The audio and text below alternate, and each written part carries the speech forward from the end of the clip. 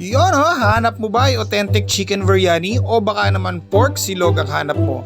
Siyempre, mayroon din sila ditong bibimbap. At hindi lang yan, nagseserve din sila dito ng iba't ibang klaseng burger. Siyempre, mayroon silang overload burger dyan at iba't ibang overload snacks and desserts.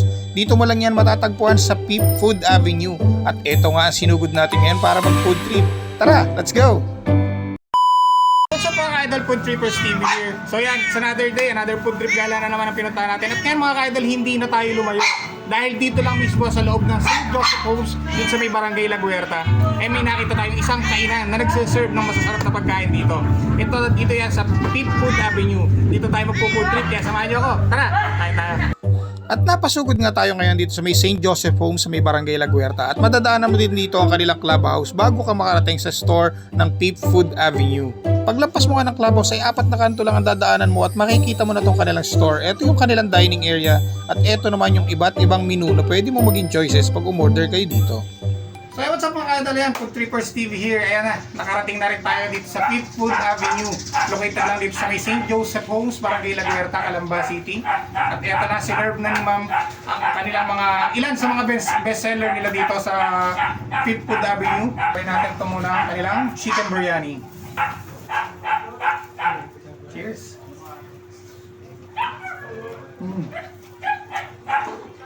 Ang lambot ng chicken.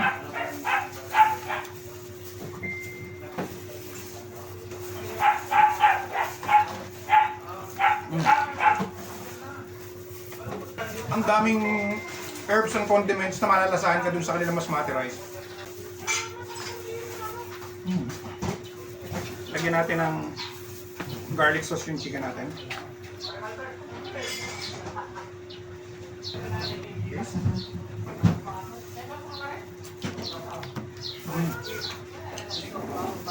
Sarap. Ayan, ito yung kanilang bibimbap. So meron tayong beef bulgogi. At meron tayo ditong kimchi, syempre, bulgogi rice with toppings na side of egg at saka mixed veggies. Cheers! Ang lambot ng beef. Sobrang lambot ng beef. Hindi siya chewy.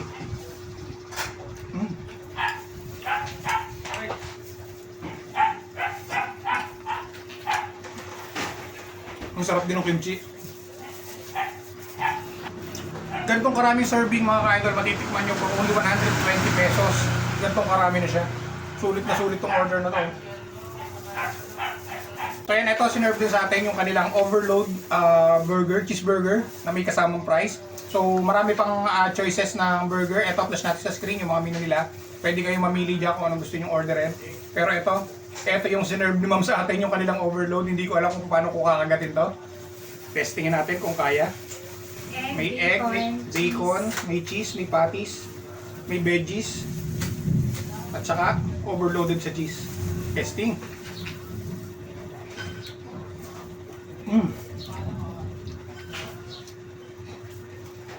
Grabe sa pagka-cheesy yun.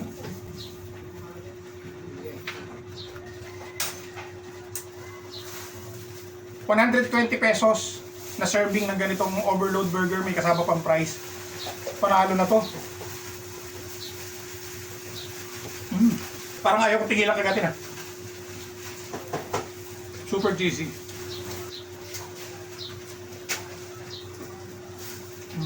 Kung gusto nyo ng extra price, ito pwede kayong order ng overload price.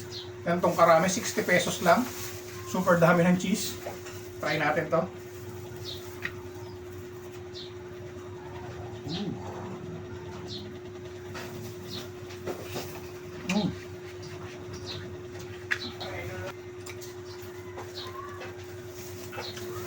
So yun mga ka-idol, kung gusto niyo rin matikman itong mga menu dito sa Peep Food Avenue at hindi kayo makapunta dito, pwede kayong umorder sa kanilang page. Ito yung page nila.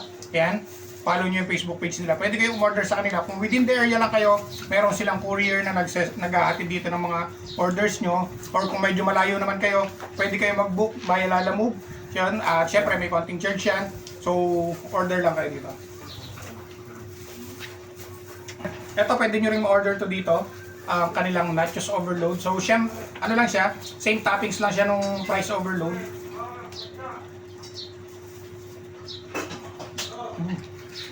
Masarap kainin to pagka crunchy pa.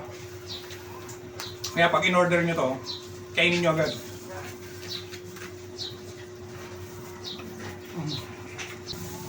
So ayun, syempre after nyo kumain ng mga full meal at saka ng kanilang mga snacks dito, eto, mayroon din silang dessert, yung kanilang jelly, gulaman. Ayan, may cheese din yan.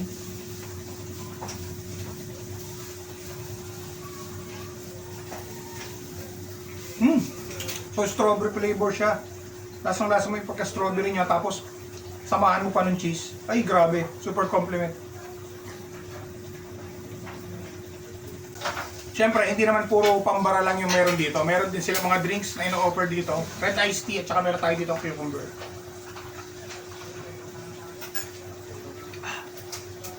Ang sarap humigop ng mga ganitong klaseng drinks. Lalo na busog na busog ka. Tapos iinom ka ng ganitong kalamig na drinks. Ay, super refreshing. So ayan, ito may pinahabol pa si ma'am. Itong kanilang pork silog for only 100 pesos. Ganitong karaming serving. Meron silang fried rice. May kasamang liempo. Siyempre, may kasamang itlog.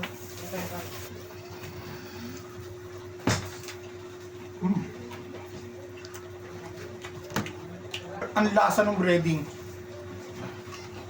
Tapos lagyan natin ng suka. Yes. Best combo. Liempo, fried rice, sunny side up na itlog. Ay, mapapakanin ka dito.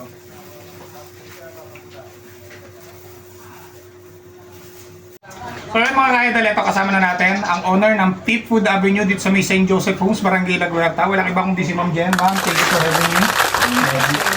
Ma'am, super sarap ng mga menu nyo dito. Ano ba to? Own menu mo or sariling franchise mo ba to? Sarili, sir. Sarili. Opo, sariling menu din. Okay, tapos kailan kayo nag-start? Itong FIFA Food Avenue, nag-start siya nitong 2025. Ito lang. Dito lang, sir. Oh, bagong-bago lang pala to. Wala pang 1 year. Wala pang 1 year. Pero before, saan kayo Before, sir, meron ako sa city. sa Kalamba? Sa mismong bayan? Pero iba po yung name. That's Villa Inasal, So, ito ring menu na to, pero iba lang yung menu. Same lang din po. Okay. Tapos naging additional nyo na lang itong mga biryani dito? Yes, sir. Bukod doon sa mga bestseller na pinakita natin kanina, ano-ano pa yung mga pwedeng mo-order ng mga customer pag pumunta sila dito? Actually, sir, nagsiserve po kami ng mga pang-party, occasional, like birthday party, christening. So, yun yung mga budol fight nila. Bukod pa yun? Bukod pa yun, sir. Tapos may mga budol fight. Okay. So, nagkikater kayo ng mga occasion. Okay. So, yan ma'am. Paano ba nila makukontakt tong Peep Food Avenue pag gusto nila kunin yung services nyo? Visit lang nila, sir, yung Facebook page. Ando na rin po yung number. Okay. At saka yung... Yeah, pag nag-message sila dun, sir, lalabas na po din yung number na Peep Food Avenue. So kung may mga inquiries kayo, follow nyo rin yung Facebook page ng Peep Food Avenue at hanapin nyo na lang si Ma'am Jen for inquiries. So yan ma'am, invite mo yung mga viewers natin para pasyalan naman tong Peep Food Avenue. Ayun po, iniimbitahan po ng Peep Food Avenue yung mga customers po namin dito sa Barangay La Guerta and Palo Alto, and also yung mga tagalabas po like Mayapa, Calamba, Cabuyao, Santa Rosa. Pwede po kayong mag-order. Pwede po namin i-deliver via Lalamove. As of now, wala pong